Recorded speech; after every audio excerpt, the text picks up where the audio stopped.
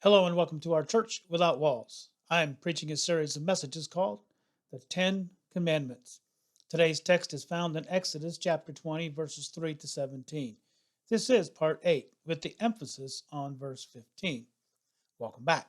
So far, we have learned about the first 7 of the Ten Commandments. With only 3 left, let's get right into the 8th commandment, which is, You shall not steal. Exodus 20, verse 15. Not too long ago, I knew a lot of people who owned their own business. Some of them refused to pay taxes, and others would come up with ways of cheating the customer out of extra money. Either way, the result was the same. They were stealing money from others, which violates this 8th commandment. This commandment concerns our own and our neighbor's wealth, estate, and goods. It also forbids us to rob ourselves of what we have by sinful spending and invading our neighbor's rights, taking his goods from his person, house, or business by force or in a hidden or unobservable way. In other words, any dishonest acquiring of another's goods or assets greatly violates this commandment. As mentioned in yesterday's devotion, you can see the Ten Commandments, Part 7.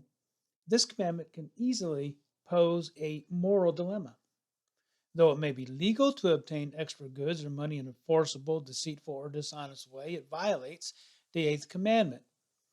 This commandment not only covers stealing, theft, and fraud, but also tells of the restoration to the owner. In Exodus chapter 22, you will find the guidelines for repayment, whether the thief is caught by day, night, or not caught at all. The repayment or restoration to the owner would be anywhere from twice the amount to as much as 5 times the amount of what was stolen.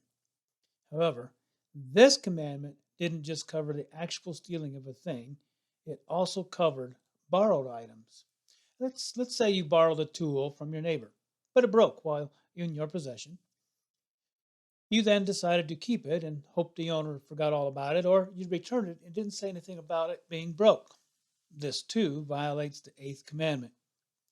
We are to restore or replace those things if they break or are damaged while in our possession. After all, taking this step would show our love for our neighbor as Christ has commanded us to do. In the event that we do get away with deceiving someone else, we must remember that Genesis 16:13 is still in the Bible, which says, You are the God who sees.